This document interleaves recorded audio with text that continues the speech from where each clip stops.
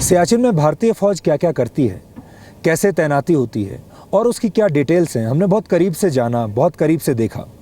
लेकिन उसकी बहुत सारी डिटेल्स आज हम आपको नहीं दिखा रहे हैं, क्योंकि वो तमाम जानकारियाँ टेलीविज़न पर दिखाना शायद सही नहीं होगा। इसीलिए हम बहुत सारी ऐसी लोकेशंस भी आपको नहीं दिखा रहे हैं, जो लोकेशंस बहुत संवेदनशील हैं, जो ऐसी लोकेशंस हैं जिनको टेलीविज़न पर दिखाने से भारतीय सेना को और देश को नुकसान हो सकता है। लेकिन कभी आपने ये सोचा है कि इतनी दुर्गम जगह पर इतने सारे फौजियों को इतना सारा इंफ्रास्ट्रक्चर बनाकर सरकार को कितना पैसा यहाँ पर खर्च करना पड़ता है? कभी आपने सोचा है कितना पैसा यहाँ पर खर्च होता होगा? तो वो आंकड़ा ज़रूर आज हम आपको बता देते हैं। सियाचिन की रक्षा पर हर रोज़ औसतन 6.8 करोड़ रुपए खर्च होते हैं। जी हाँ, लगभग 7 करोड़ रुपए हर रोज़ का खर्चा है यहाँ पर इस सियाचिन बेस कैंप को चलाने का और यहाँ पर सैनिकों को तैनात करने का। सियाचिन में जब एक रोटी आती है तो उसकी कीमत क्या हो जाती है, ये भी आपको आज बताना ज़रूरी है। एक रोटी जिसकी कीमत करीब 2 रुपये होती है, जब वो रोटी सियाचिन तक पहुंचती है इन सैनिकों के लिए, उसकी कीमत 200 रुपये हो चुकी होती है। जी न्यूज़ के संवाददाता और मेरे सहयोगी के मिश्रा ने सियाचिन की आखिरी चौकी पर तैनात जवानों के लिए जो राशन आता है, रसद आता है, उस रसद के साथ, उस राशन के साथ चंडीगढ़ से यहाँ तक एक यात्रा की है, जिसमें हम आपको ये बताने की कोशिश करेंगे कि जब वो राशन, वो कपड़े या वो तमाम सामान चंडीगढ़ जैसे बेस कैंप से यानी एयरफोर्स स्टेशन से चलते हैं, वहाँ उनकी कीमत क्या होती है और वो यहाँ आते आते कितने महंगे हो जाते हैं। तो हमारा प्लान आज ये है कि हम चंडीगढ़ से इस यात्रा की शुरुआत करेंगे और ये यात्रा ख़त्म होगी सियाचिन की आखिरी पोस्ट पर, और हम आपको ये बताएंगे कि ये तमाम जो सामान आता है यहाँ सैनिकों के लिए वो कैसे आता है। ये पूरी चेन आज हम आपको दिखाएंगे। हर जवान के लिए यहाँ पर एक स्पेशल सूट होता है, क्योंकि जैसा हम आपको बता रहे हैं यहाँ पर मौसम बहुत ख़राब है। कुछ ख़ास उपकरण होते हैं और ये जो सूट और उपकरण हर जवान को दिए जाते हैं, इसकी कीमत होती है करीब 1 लाख रुपए। अब आप समझ सकते हैं कि हमारे जवान कितने मुश्किल हालात में यहाँ पर रहते हैं, और उससे भी ज़्यादा मुश्किल होता है हमारे जवानों के लिए यहाँ पर रसद पहुँचाना, क्योंकि यहाँ कोई भी चीज़, जैसा मैं आपको बता रहा था, छोटी से छोटी चीज़ को भी यहाँ हेलीकॉप्टर के ज़रिए लाया जाता है, क्योंकि यहाँ पहुँचना आसान नहीं है। और ये तो हम बेस कैंप में हैं, जब बेस कैंप से ऊपर आप ग्लेशियर में जाएंगे, वहाँ पर शायद आप कल्पना भी नहीं कर पाएंगे। हम आपको लेकर जाएंगे उन ग्लेशियर्स में, हम आपको दिखाएंगे वहाँ का जीवन कैसा है, लेकिन अपने घर में बैठकर आप शायद उसकी कल्पना भी नहीं कर पाएंगे।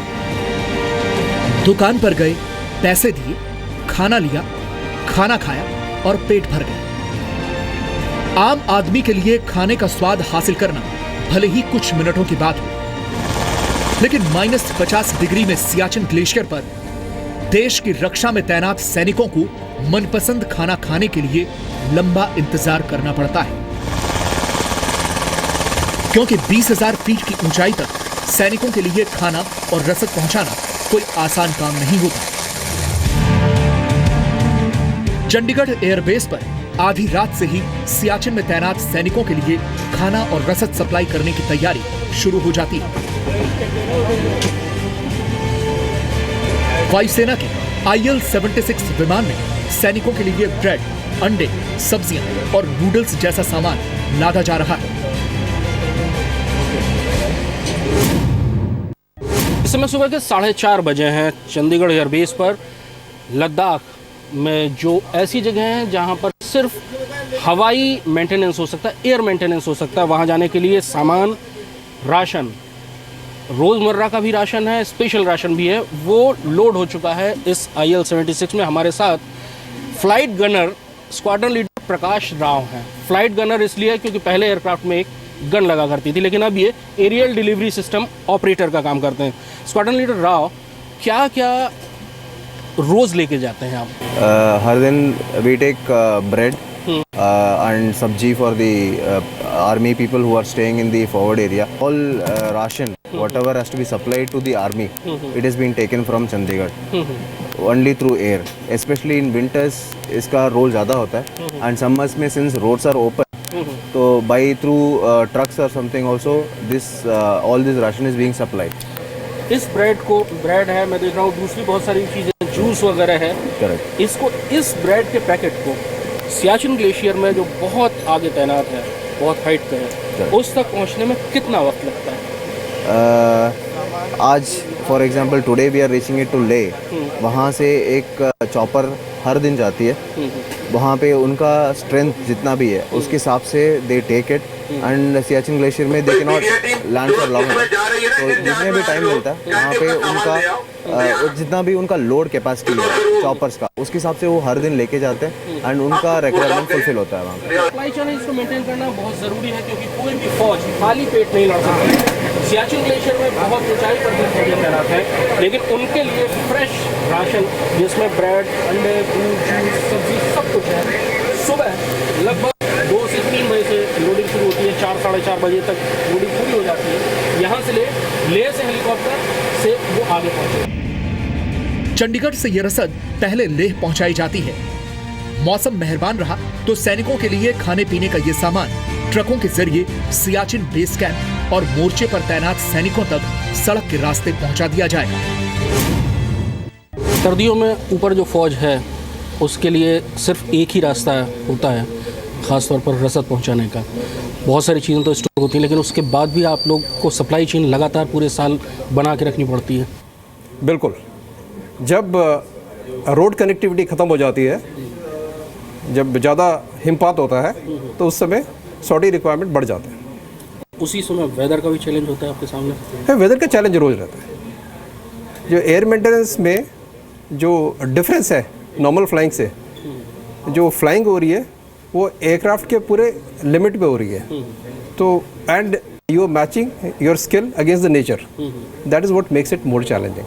सो मैं देख रहा था कि 2.5 टन ब्रेड आज भेजी जा रही है. हर रोज़ इतना ही ब्रेड, दूध, ये सारी जो पेरिशेबल आइटम है, ये कितनी देर में आप वहाँ पहुँचा देते हैं? सबसे आगे बैठा हुआ है जो उसको खाएगा. जो ये बड़े जहाज हैं, ये ले और थॉइस में ले जाएंगे. आगे वहाँ से हेलीकॉप्टर या रोड से जाएगा. वायुसेना को सिर्फ दुश्मनों से ही नहीं, बल्कि वक्त और कुदरत से भी लड़ना पड़ता है, क्योंकि वायुसेना की तरफ से हुई जरा सी भी देरी सियाचिन के बर्फीले रेगिस्तान में तैनात सैनिकों को परेशानी में डाल सकती है. इसलिए वायुसेना बेरहम मौसम की परवाह किए बगैर ही 21,000 फीट पर तैनात सैनिकों तक जरूरी सामान पहुंचाने में जुटी रहती है. चंडीगढ़ से लगभग 40 टन राशन और रसद लेकर ये एयरक्राफ्ट ले लैंड कर चुका है. इतनी बड़ी मात्रा में राशन और रसद को लोड करने में भी बहुत कम टाइम लगता है और अनलोड करने में भी बहुत कम टाइम लगता है. ये इस फोर्क लिफ्ट की मदद से सारा सामान एक के बाद एक यहाँ से उतरता जाएगा और ट्रकों में लदता जाएगा. यहाँ से सियाचिन तक का रास्ता ये रसद बाय रोड तय करेगी, क्योंकि इस समय वेदर ठीक है. ट्रकों के ज़रिए ये सियाचिन बेस कैंप तक ये पूरी रसद, पूरा राशन फैलाया जाएगा. सर्दियों के लिए जितनी भी रसद इकट्ठी की जानी है उसकी कोशिश ये की जाती है कि वो इस दौरान सारी की सारी रसद स्टोर कर ली जाए. कम से कम वो आइटम जो नॉन पेरिशेबल हैं, जो कि बहुत लंबे वक्त तक यहाँ पर स्टोर कर रखे जा सकते हैं. देश की सेना पर सवाल उठाकर चटखारे लेने वाले बुद्धिजीवियों और डिजाइनर पत्रकारों को शायद ये समझने में वक्त लगेगा कि जब -50 डिग्री में जुबान खाने पीने की चीजों का स्वाद भूल जाती है तो कैसा लगता है. तैनात जो फौजी होते हैं, जो लंबे वक्त तक तैनात रहते हैं, उनकी खाने पीने की ज़रूरतें इस कदर हो जाती हैं, ऐसी उनको चीज़ों की ज़रूरत होती है. यहाँ पर कई पायलट्स हैं जिन्होंने बताया कि कई बार सियाचिन ग्लेशियर में जो सैनिक होते हैं वो हरी मिर्च की डिमांड करते हैं कि हमें किसी भी तरह अगर एक हरी मिर्च ला दो तो हम उसको कई दिनों तक चलाएंगे. और अगली बार जब वो जाते हैं तो बताते हैं कि पिछली बार जो आप हरी मिर्च लेकर आए थे उसको हमने 10 दिन 15 दिन तक चलाया.